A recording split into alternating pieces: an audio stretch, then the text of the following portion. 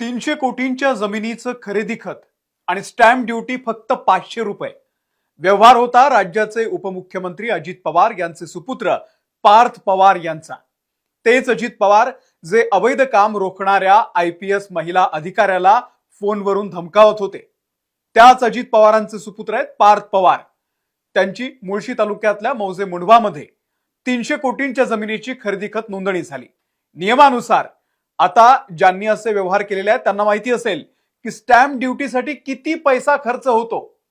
या 300 कोटींच्या व्यवहारासाठी 21 कोटी रुपये स्टॅम्प ड्युटी भरणं अपेक्षित होतं, पण प्रत्यक्ष त्यांनी नाममात्र 500 रुपये स्टॅम्प ड्युटी भरलेली आहे. 21 कोटी रुपये कुठे आणि फक्त 500 रुपये कुठे? आता 21 कोटी रुपये माफ कसे झाले असतील तर कशासाठी झाले? राज्याचे उपमुख्यमंत्री त्यांचे तीर्थरूप आहेत म्हणून झालेत का? ते फक्त उपमुख्यमंत्री नाही आहेत, ते राज्याचे अर्थमंत्री आहेत. आणि मग 21 कोटींची स्टॅम्प ड्युटी माफ होतेच कशी? हा सरकारी महसूल बुडवण्याचा प्रकार नाहीये का? ज्यांची 300 कोटींचा व्यवहार करण्याची ऐपत आहे त्यांना स्टॅम्प ड्युटीचे 21 कोटी जास्त झालेत का? सरकारी योजनेमधून उद्योजक म्हणून ही सवलत दिली असेल तर मग अजित पवार शेतकऱ्यांना आयतं खायचं सवय लावून घेऊ नका असा सल्ला तुम्ही का देता? आता याही पुढे जाऊन ही जमीन जी 300 कोटींमध्ये विकत घेतलेली आहे ती जमीन 1800 कोटींची होती आणि फक्त 300 कोटींमध्ये तिचा व्यवहार कसा झाला असाही सवाल अंबादास दानवे यांनी विचारलाय. महारत्नांची जमीन लाटल्याचाही आरोप होतोय. अजूनही बरेच गंभीर आरोप आहेत. नेमकं प्रकरण काय जरा सविस्तर समजून घेऊयात या व्हिडिओमधून. नमस्कार, मी अमोल किन्होळकर. आपण पाहत आहात महाराष्ट्र टाइम्स ऑनलाईन. आपल्याला पुण्यातलं मुरलीधर मोहोळांचं प्रकरण माहितीच आहे. अजूनही ते जैन बोर्डिंगचं प्रकरण गाजतंय. प्रचंड आंदोलन उभं राहिलं आणि त्यानंतर दबाव टाकल्यानंतर जैन बोर्डिंगचा तो व्यवहार रद्द करण्यात आला. आता राज्याचे उपमुख्यमंत्री अजित पवार यांचे चिरंजीव पार्थ पवार यांचंही असंच एक प्रकरण बाहेर आलंय.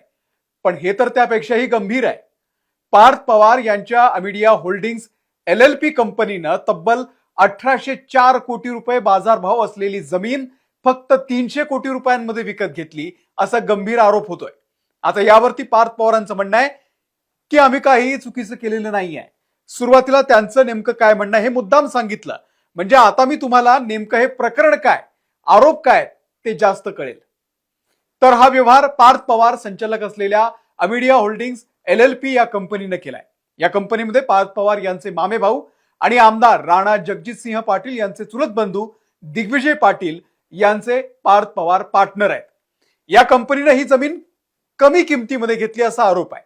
बरं, इतक्यावरच हे प्रकरण थांबत नाही तर सरकारी धोरणाचा पुरेपूर फायदा उठवल्याचाही यामध्ये आरोप होतोय.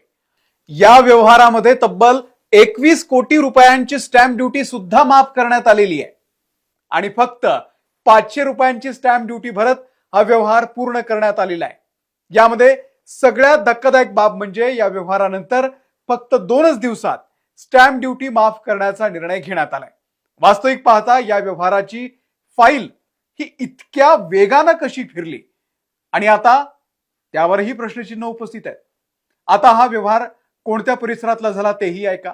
पुण्यातला अत्यंत प्रतिष्ठित परिसर कोरेगाव पार्क आणि मुंडव्याचा परिसर, या परिसरात 40 एकराची सरकारी जमीन आहे. सगळे नियम धाब्यावरती बसून खरेदी करण्यात आली ही जमीन. त्यामुळे पार्थ पवार सध्या अडचणीत आलेले आहेत आणि त्यांचे वडील उपमुख्यमंत्री अजित पवार हे सुद्धा अडचणीत आलेले आहेत.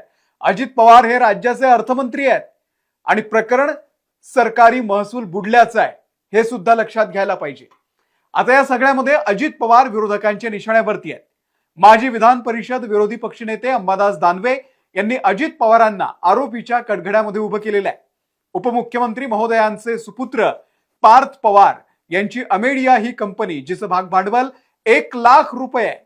या कंपनीला सुमारे 1800 कोटी बाजार मूल्य असलेल्या जमिनीची 300 कोटींना खरेदी करता आली.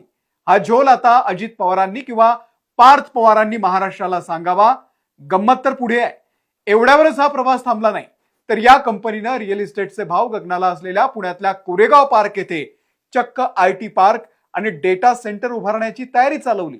1 लाखाचं भांडवल असलेल्या या कंपनीला हे कसं काय शक्य झालं तेही महारवतनाची जमीन असताना हे आता पार्थ पवारांनी समोर येऊन सांगावं, जेणेकरून इतर तरुणांनाही त्यांच्या या यशाचं गमक कळून येईल, असं अंबादास दानवे यांचं म्हणणं आहे.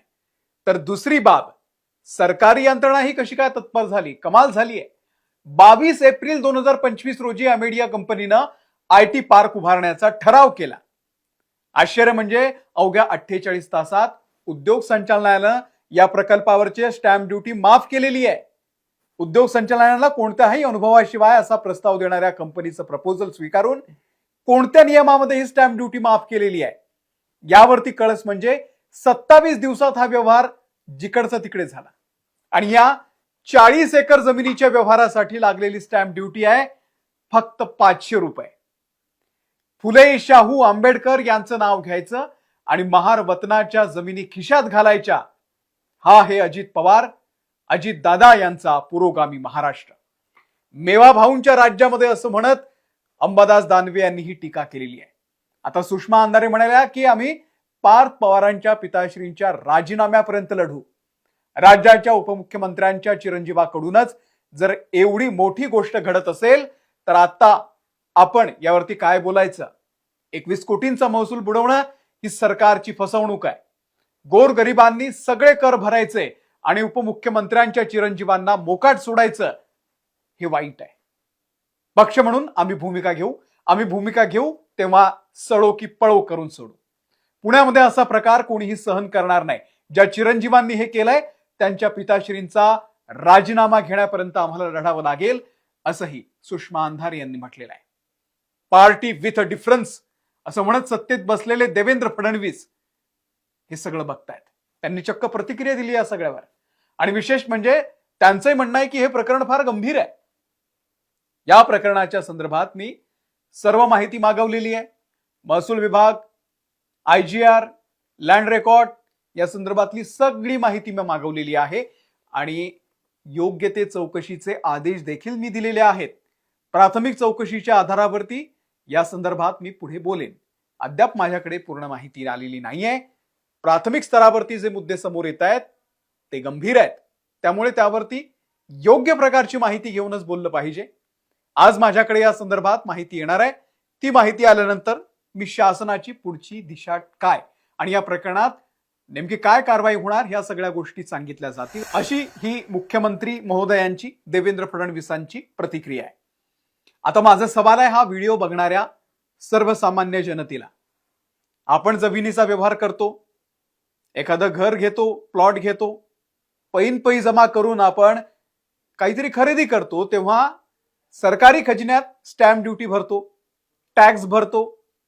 तुमचा कधी झालाय का माफ? मग अजित पवारांच्या चिरंजीवांचा कसा झालाय? जनतेनं आता प्रश्न विचारण्याची गरज आहे आणि त्यासाठी हा व्हिडिओ जास्तीत जास्त शेअर करा आणि या प्रकरणात कोणावरती कशी कारवाई व्हावी ते सुद्धा कमेंट करून सांगा. या व्हिडिओमध्ये इथेच थांबतोय. धन्यवाद.